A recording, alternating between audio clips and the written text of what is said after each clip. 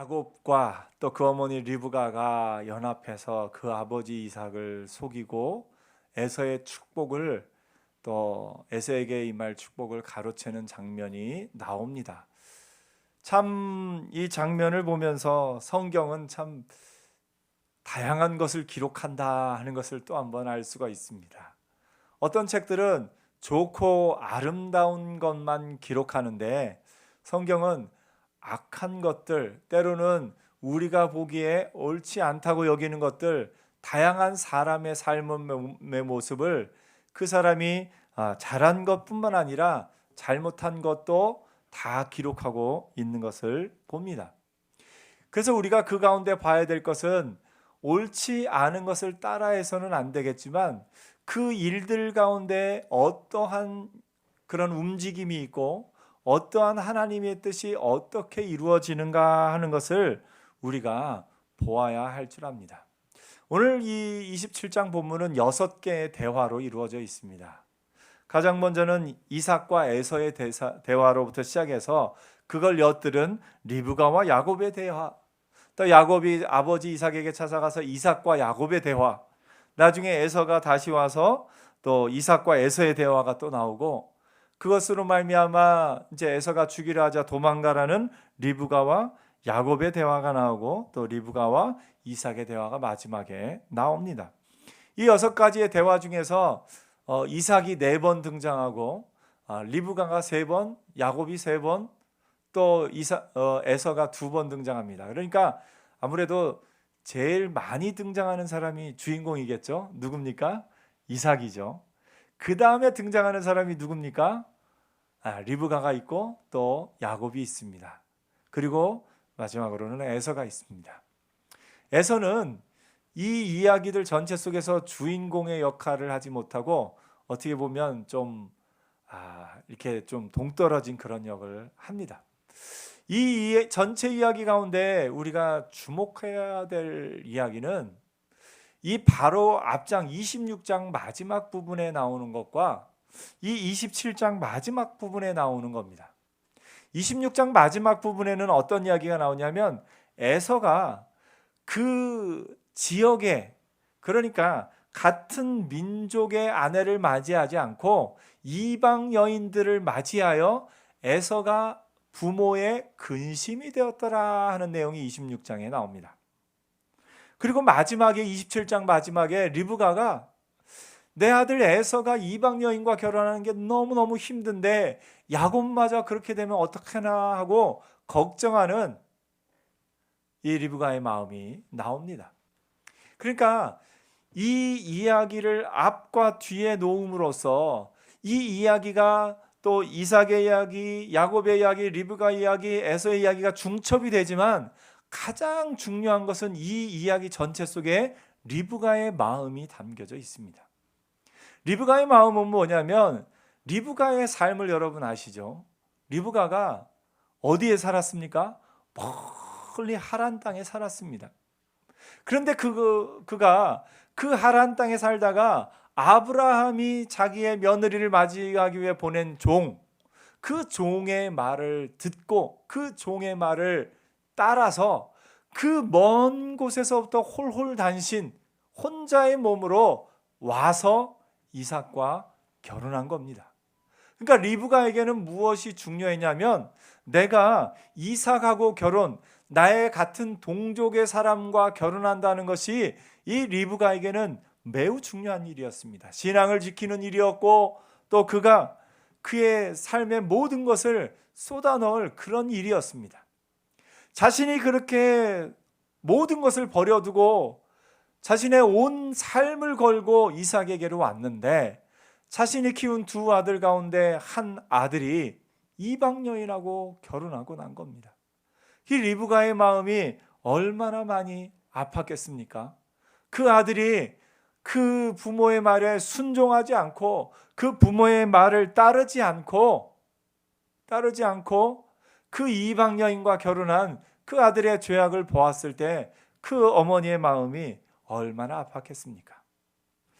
이삭은 반면에 리브가와 이삭이 성격이 조금 다른 것이 이삭은 그 어머니 사라의 성격을 조금 닮은 부분도 있어요. 사라가 이제 아브라함과 천사들이 하는 얘기를 밖에서 듣고서 속으로 약간 어떻게 보면 냉소적이라고 해야 되나요? 약간 비관적이라고 해야 되나요?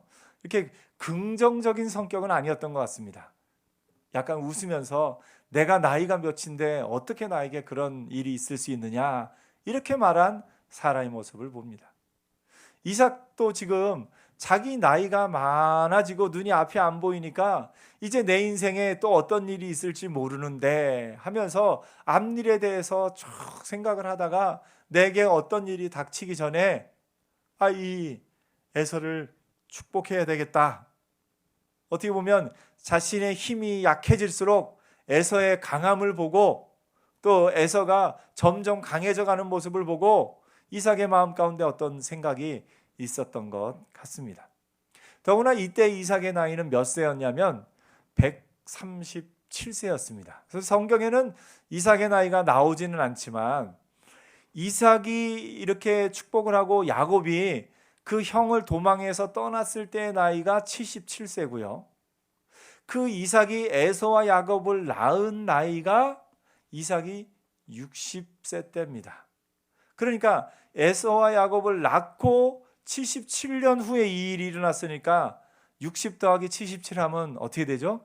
137세입니다. 이 137세는 또 누구의 나이냐면 이 이삭의 이복형이었던 이스마엘이 세상을 떠난 나이입니다. 그러니까 이삭의 생각에는 그랬을 겁니다. 내가 내 형 이스마엘의 나이가 되었구나. 내 형 이스마엘이 세상을 떠난 나이가 됐는데 나도 이제 어떻게 될 줄 모르겠구나 하는 그런 마음이 들었던 것 같습니다. 그런데 그 이삭은 그렇게 해서 바로 그 후에 얼마 안 있다가 세상을 떠났느냐, 그렇지는 않습니다. 그로부터 43년을 더 살고 180세에 세상을 떠납니다. 오래 살았죠. 그런데 그 이삭의 마음에는 어떤 마음이 있었냐면 사실 이삭이 하나님의 예언을 먼저 들었어요. 리브가의 뱃속에서 두 아이가 서로 싸우니까 하나님 이걸 어찌할까요? 하나님께 여쭙습니다. 그랬더니 하나님이 예언의 말씀을 주십니다. 큰 자가 작은 자를 섬기리라. 이삭도 그 말씀을 들었고 알았습니다. 그런데 지금 당장 자신은 힘이 약해져 가고 자기 아들 에서는 자기가 그렇게 동족하고 결혼하려는데 말도 안 듣고 자기의 고집대로 이방 여인하고 결혼하고 그렇게 됩니다. 그 모습을 보면서 아마 이삭의 마음이 좀 약해졌던 것 같습니다.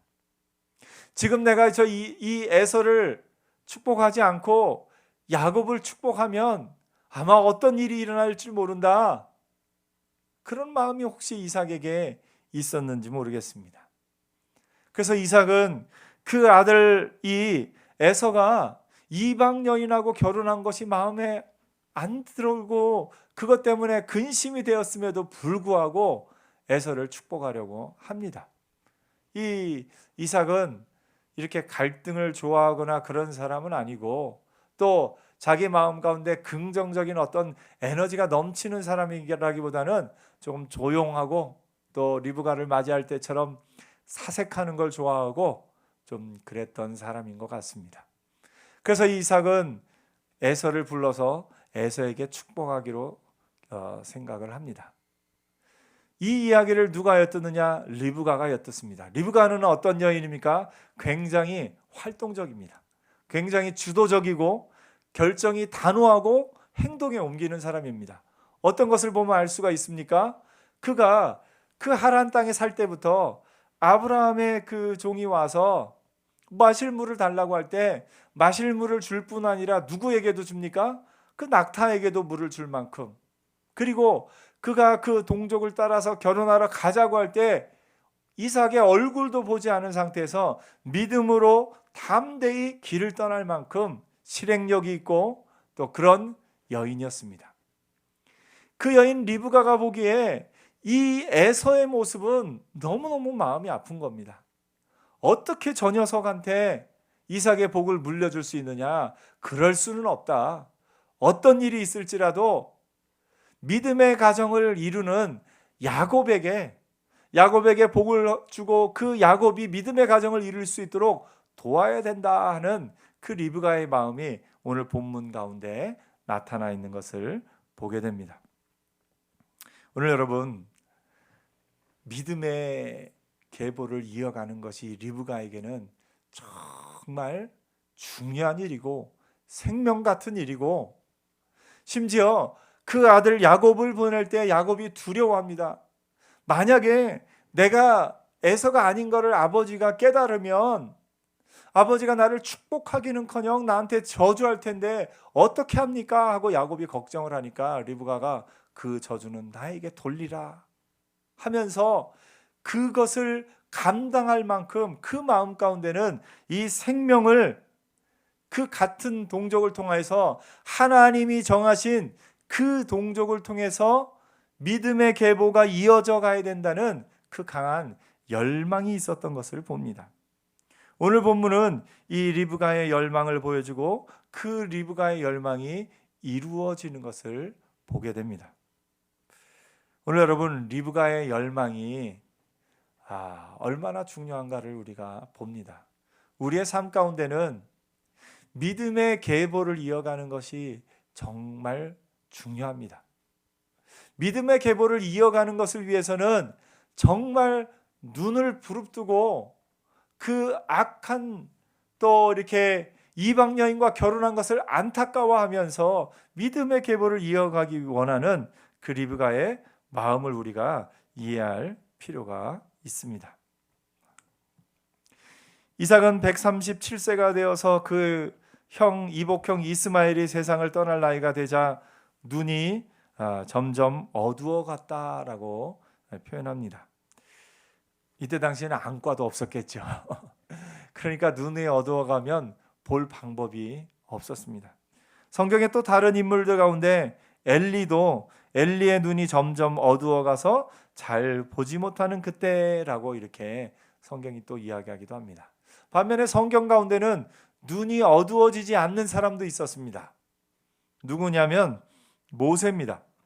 모세에 대해서 성경이 뭐라고 기록하냐면, 모세가 죽을 때 나이 120세였으나 그의 눈이 흐리지 아니하였고 기력이 쇠하지 아니하였더라. 이 자리에 있는 저와 여러분은 모세와 같기를 축복합니다. 눈이 흐리지 않고 볼 수 있고 또 그 기력이 쇠하지 않는 믿음의 사람들 되기를 축복합니다.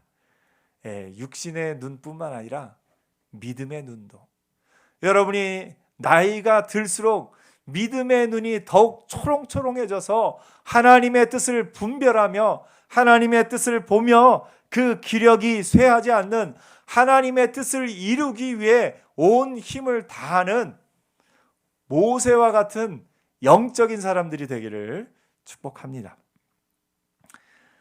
오늘 본문의 이삭은 그 눈이 흐려졌고 몸이 약해졌을 때 마음도 약해져서 그만 하나님이 말씀하신 큰 자가 작은 자를 섬기리라 하신 그 말씀을, 그것을 그대로 그의 삶 가운데, 축복 가운데 이룰 담대함을 갖지 못했습니다. 그래서 그 나이 들었을 때 에서를 축복하려고 한 이삭의 약한 모습도 보입니다. 하지만 하나님이 리브가를 통해서 생명의 계대를 이어가려는 리브가의 열심을 통해서 에서가 아닌 야곱이 축복을 받게 됩니다. 물론 이 가운데 죄악으로 거짓으로 이 축복을 받은 것은 잘못되었죠. 그렇기 때문에 실제적으로 야곱이 이삭의 축복을 받았지만 그가 나중에 브니엘에서 여호와의 사자와 씨름하여 이기기 전까지는 그는 실제로 그 복을 받아 누리지 못했습니다. 그는 자기가 속였던 것처럼 삼촌 라반에게 속아야 했고 또 그런 삶 가운데 험한 세월을 보냈다. 나중에 이 야곱이 애굽왕 앞에 가서 내 인생이 연수가 얼마인데 내가 험난한 세월을 살았나이다 라고 이야기할처럼 험난한 세월을 산 것을 보게 됩니다.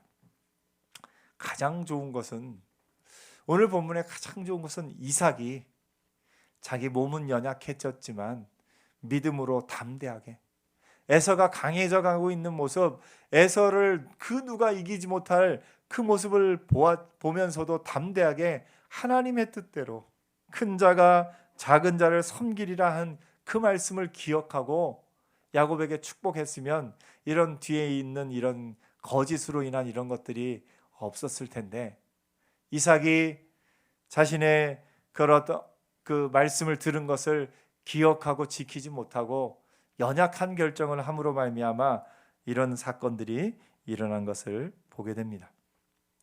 이 모든 사건 가운데 이삭이 준 축복이 무엇인가, 우리가 오늘 그 부분을 마지막으로 좀 살펴보겠습니다. 이삭이 야곱에게 뭐라고 축복하냐면, 그의 옷에 향취를 맡고 그에게 축복하여 이르되 내 아들의 향취는 여호와께서 복 주신 밭의 향취로다. 하나님은 하늘의 이슬과 땅의 기름짐이며 풍성한 곡식과 포도주를 내게 주시기를 원하노라. 만민이 너를 섬기고 열국이 내게 굴복하리니 내가 형제들의 주가 되고 내 어머니의 아들들이 내게 굴복하며 너를 저주하는 자는 저주를 받고 너를 축복하는 자는 복을 받기를 원하노라. 그 이삭의 축복이 있습니다. 이삭의 축복은 크게 세 부분입니다. 가장 먼저는 야곱이 어떤 사람인지에 대해서 뭐라고 말합니까? 너는 여호와께서 복 주신 밭에 향취를 지닌 사람이다. 여호와께서 복 주신 사람이다 라는 것을 먼저 이야기합니다. 이삭의 축복을 우리에게 대입해 볼까요? 여러분은 어떤 사람입니까? 여호와께서 복 주신 사람. 여러분, 나는 복 받은 사람이에요, 나는 복이 많은 사람이에요, 이렇게 고백할 수 있습니까? 그 말을 할 때 세상의 기준으로 보면 어떤 사람이 복 받은 사람입니까? 세상에는 오복을 얘기하죠. 또 무슨 건강한 복, 무슨 복, 재물복부터 시작해서 세상이 말하는 복들이 있습니다. 아마 요즘을 기준으로 하면 몸의 비율도 복이 될 수 있을 것 같습니다. 팔다리가 길쭉하고 얼굴이 작고 그것도 복이라고 말하는 시대인 것 같습니다. 또 건강한 치아를 가진 것도 복이 될 수 있고 큰 눈을 가진 것도 복이 될 수 있는 지금의 시대입니다. 그래서 그런 세상이 말하는 모든 복을 갖지 않았다라는 생각이 들면, 나는 왜 이렇게 복도 없을까? 나는 왜 이렇게 자녀 복도 없고, 나는 왜 이렇게 남편 복도 없고, 아내 복도 없고, 부모님 복도 없고, 나는 왜 이렇게 복이 없는 사람일까? 이렇게 생각할 수 있습니다. 그런데 여러분, 진짜 복 있는 사람은 누구냐면 예수 믿는 사람이 복 있는 사람입니다. 예수 만난 것이 우리의 삶에, 우리의 인생에 가장 큰 복입니다. 오늘 이삭이 야곱에게 너는 여호와께서 복 주신 밭의 향취로다. 너는 여호와께서 복 주신 사람이다. 이것을 말하고 있는 겁니다. 오늘 이 자리에 있는 여러분, 이 방송에 함께하는 여러분, 여러분은 여호와께서 복 주신 하나님의 사람들입니다. 그래서 담대하게 선포하세요. 나는 복 있는 사람이다. 여러분, 세상의 기준으로 그 어떤 복 다 소용없습니다.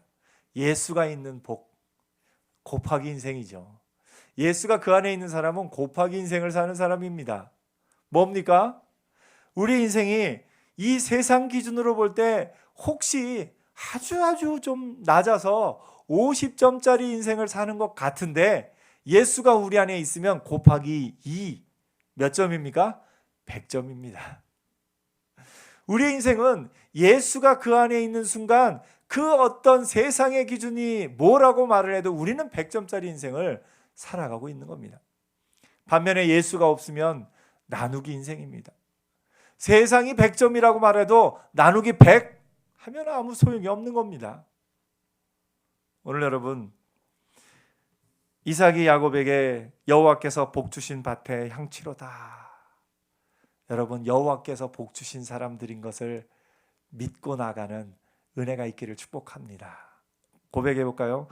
나는 여호와께서 복 주신 사람입니다. 아멘. 아멘. 그래서 세상의 기준으로 여러분을 자꾸 깎아내리지 마세요. 나는 키도 이렇고, 나는 몸도 이렇고, 나는 학력도 이렇고, 나는 가진 재산도 그렇고, 나는 뭐도 그렇고 뭐도 그렇고, 그러지 마세요. 예수 있는 것만으로도 여러분이 이미 100점짜리 여호와께서 복을 주신 사람들입니다. 그 믿음으로 나가는 은혜가 있기를 축복합니다. 이삭의 축복의 첫째는 야곱이 어떤 사람이냐? 너는 여호와께서 복 주신 사람이다. 둘째, 야곱이 내가 받을 이 땅에서의 복이 있다 이야기합니다. 그 복은 뭐냐면 하늘의 이슬과 땅의 기름짐이며 풍성한 곡식과 포도주를 내게 주시기를 원하노라. 하나님이 이 땅 가운데서 만족하며 살게 하십니다. 여러분, 하나님이 하늘의 이슬과 땅의 기름진 풍성한 곡식과 포도주를 주시면 누가 주십니까? 하나님이 주시면 만족하며 살 수 있습니다. 바울이 뭐라고 말합니까? 내가 풍족함에도 처할 줄 알고 아주 가난함에도 처할 줄 알았는데 내가 스스로 자족하기를 배웠노라. 모든 세상의 기준은 이 정도면 풍족하다? 예, 세상의 기준은 없습니다. 세상의 기준은 보면은요, 아무리 많이 가져도 뭐라고 말합니까?